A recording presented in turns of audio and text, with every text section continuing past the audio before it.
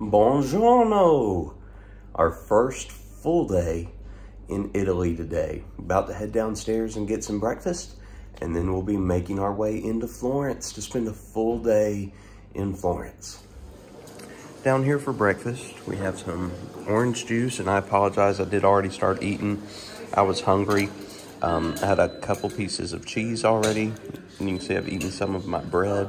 I ate my full croissant, so I'll show you Doug's.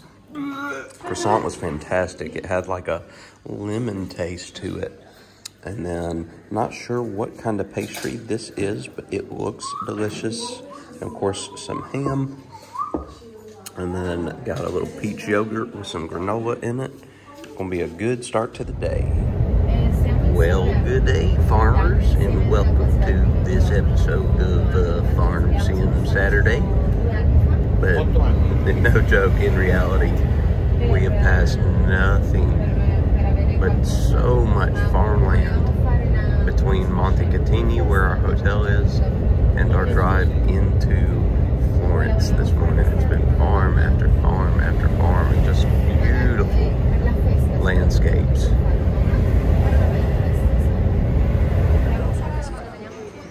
Welcome to downtown Florence, Plaza del Duomo. We were able to snag some tickets to see the David a little later today on our free time, so very excited to be able to bring you guys that. But first, we've got a guided tour of the city. Here's a shot of the front of the Duomo here in Florence for you guys. So the cathedral of the city. The other building that you saw in the previous video clip was of the baptistry. They said the front of the Duomo here was not put on until 1865, so still fairly recent. They said before that it was just brick and stone, no mosaics, nothing fancy. But in 1865, Florence was named the capital of Rome. The capital of Italy, which it was for 6 years. And it was in that year that they decided, oh, we need to fancy this up a bit. And so that's where you get this facade. Here's the dome of the Duomo, built by Brunelleschi, in a smaller medieval square now, called the Square of the Two Towers. You got one tower there, and another tower here. The Plaza of St. Elizabeth. Tiny, tiny, tiny. The Church of Dante, that being Dante Alighieri, author of Dante's Inferno, the Divine Comedy. Some more Dante Alighieri stuff here. I'm going to turn and show you guys this building here. Museum of Dante, who is also considered to be the father of the Italian language. This is the old palace here in Florence, Palazzo Vecchio, oldest political building in the city.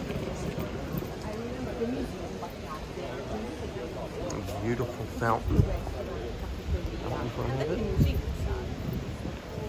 We got some backside of a couple of statues and the fountain here. Not to be confused with the backside of water. This is the ninth wonder of the world. Yeah, the ninth. Backside of water is the eighth wonder of the world. We've got the ninth wonder of the world, backside of fountain. I'll show you the 10th wonder of the world a little later. Front side of the fountain for you guys. Fountain of Neptune. And over here we got a whole bunch of different statues in this general region area. You can see the fake David right there. It's not the real David. We'll be seeing the real David later. So Neptune here in the fountain has the face of King Cosmo the First of Italy. And then for those of you that are also unfamiliar, again, even though this is the fake David statue, we'll see the real David statue later. David base is modeled after Alexander the Great. Here's an old bridge here in Florence, taken from where I'm currently standing on Ponte Vecchio, the oldest bridge in all of Florence. Just the views from Ponte Vecchio from the line of the street. You give off that old Renaissance feel. This ancient building was built as a political facility for Cosimo I. It is now the Uffizi Museum, which is the largest museum in Florence.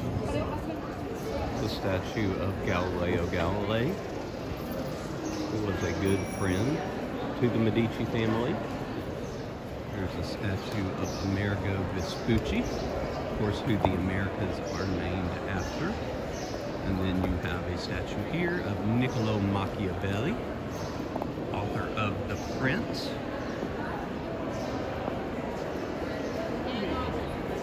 And this is Boccaccio.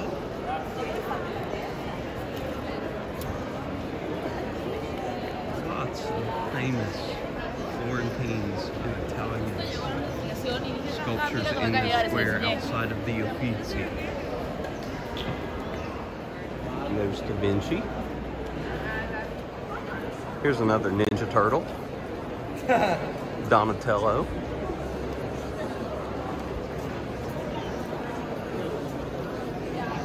Who we have coming up here? Giotto.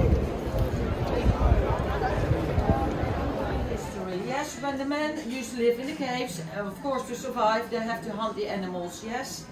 And with the animal hides they make body protection against bad weather conditioning, yes. So they were actually the first people who used the leather. Now with the years going by, the techniques of the leather working the leather got a lot better. With harden and soften the leather. Harden with a heat source, soften with a water source. Now you noticed the River Arno, yes? Well, so Florence was in an ideal place because it was so nearby the riverbanks of the Arno where they used to work the leather. So very nearby. Especially this area, Santa Croce, became the leather district because where they worked the leathers, tanneries, were very nearby the riverbanks. They could walk up and down. So especially this area, Santa Croce area. Not only the leather district, this was also the music district. Why? I don't know if they told you, but just out of the gate here on the left, remember Florence was a Roman city. Underneath here, there used to be the amphitheater. Yes? And we actually think, because Leonardo has a basement, we actually think the gladiators were practicing down here. Yes? Now, why do I mention the gladiators? The gladiators actually were the first people who made leather fashionable. Why? Because they were dressed all in different leather items to protect themselves, yes? And also, not only to protect themselves, but also people could, the public who were watching the games could recognize one gladiator to another gladiator. So, say nowadays, you have the soccer players, they have a number, they were dressed all different. So people could recognize one gladiator to another. So they were the first people wearing leather as fashion, yes? Now, then with the arriving of the Renaissance period, very important period for Florence, it brought a lot of wealth, art and culture. And one of the most famous, richest family of that period was the Medici family. You probably heard about the Medici family, very important, a lot of money involved. Now one of the family members, Caterina, Lorenzo's daughter, only 14 years young, was bride to be Henry II of France. So she was moving to France, and the Florentine craftsmen, they want to give her a special wedding gift. So they made her this, the Florentine box, jewelry box. We actually think the real one was at least twice as big, filled with jewelry, of course.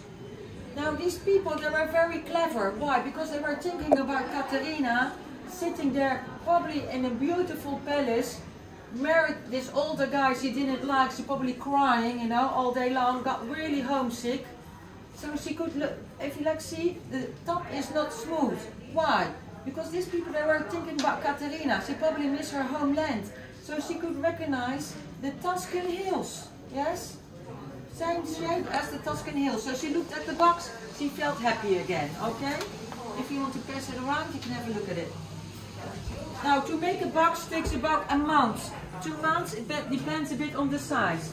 Now, the boxes you will find inside the shop are made the same way. I'm just going to explain you now. So it takes a long time, okay? Now, they use a wooden mold and they use thick cow skin, wrap it around, make it flexible in the water, put it around the mold, layer after layer after layer. They put it dry against to a heat source. Once it's dry, they open it up. 1, 2, and 3. They open it up. They have a natural hinge. You can see it very well in the bigger box. Natural hinge. So there's no glue involved. Just all leather. Okay? And to color it, they use natural dye and paraffin wax to give it a smell and to protect it. And also they said, well, the box by itself is a bit plain. So they also put gold decoration around it. Gold leaf, 22.8 carat. Okay? So the boxes you find here are made the same way. Now, with time going on, leather got more fashionable. Not only clothes, shoes, bags, interior design, the sports car, the Ferrari, Lamborghini, they all have leather inside. So what happened? With more demand of leather, they start to make synthetic leather. So any idea how you can see the difference between real and synthetic leather? Anybody? No? Sometimes they say the smell. No, because they use the paraffin wax also on the synthetic. Sometimes they say the burn test. They say real leather doesn't burn. It's not true. Because what they do, they use a flame. What they do? They move the flame. Well, of course it won't burn, because they move it. If I keep it still on one spot, yes, it will burn. Because remember, leather is like skin, like our skin, okay? And also you can find an imperfection, yes, like our skin, very important, okay? So how can you see the difference? Now, leather has 2 sides. The smooth one, and the other side is suede. Suede cannot be made fake, okay? I'll pass it around with the synthetic and the real one, you can see the difference and feel the difference. So say if you buy something, look in between the stitches, you probably see the suede. Rub it against each other, you feel the suede. You have buttonholes, look in between, you probably see the suede, yes? And also, look if it's labeled. Difference. Yes, it says genuine leather, real leather. Always ask for a receipt. And also remember, quality and price are going together. You cannot buy a leather jacket for 20 euros. Doesn't exist. Okay? Remember, yes, very important. And also, there's no leather industry anymore in town because they're growing big, and also because of the smell, but still following the river Arno towards Pisa. Okay? And what's very important also, we are green. What does that mean? Nothing gets thrown away. So what we do, we go to the meat industry. So the animals we eat, we use the animal hides to make the leather items. So nothing gets thrown away. Very important. What else? Okay, a little thing about the shop. We've been here since 1973. Everything is handmade, everything is guaranteed. We use cow skin, lamb skin, ram skin and calf skin. Now we also have a little gold department in here because Florence is also known for jewelry, silver and gold. If you want to follow me, please, over here. First gelato time of the day. Got some gelato called Fantasia, basically Fantasia. No idea what's in it, it just looked delicious. I'm guessing it's like vanilla with pieces of cake in there and chocolate bits and I believe cherries as well. We are in the Academia Gallery. This is home to the statue of David, which I'll be showing you guys in a little bit. Very, very crowded today. We were able to purchase tickets earlier this morning to get the specific time here that we came back. So after our tour, we got a little gelato and then walked over here to see the David. All right, so we made it to the sculpture hallway and you can see the David down there at the very end. Of course, the highlight and pinpoint everybody is really here to see. You know, sure, they do have some Michelangelo paintings here and some other works from the 1500s, but everybody is here to see Da Vinci's day. So I'll get up close as I can because of the crowd, to give you guys a good look at the David up close.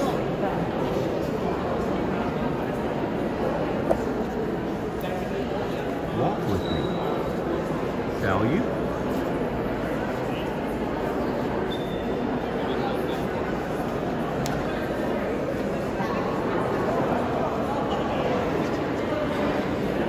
So just to give you an idea, you can see just the scale of how massive the actual David statue is, especially in comparison to the replica.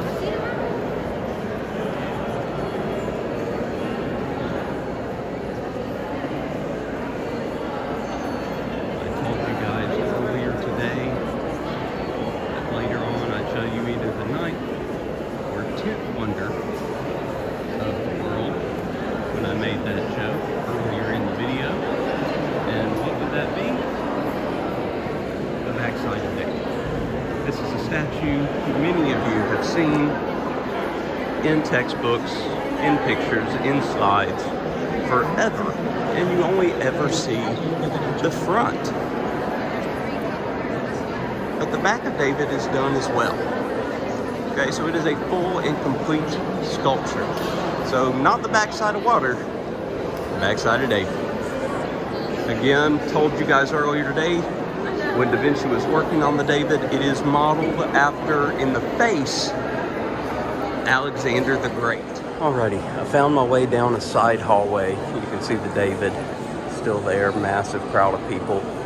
Wanted to just come take a look at some more sculptures and works throughout here, knowing that it won't be quite as crowded. Because as you could imagine, even though they do have some air conditioning running in here, it's very, very hot near the David with all of those people.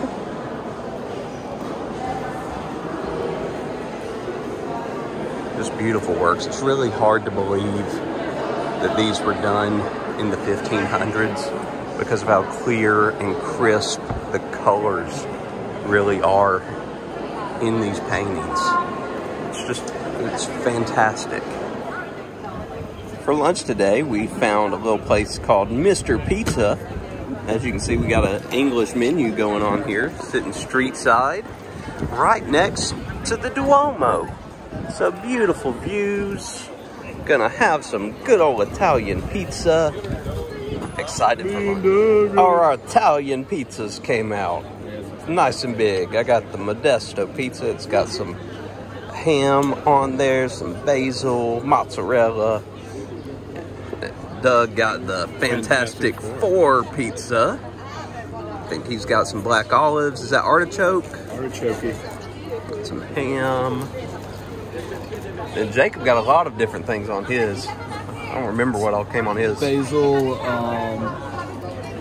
oregano, capers, and anchovies. Buon appetito, ragazzi.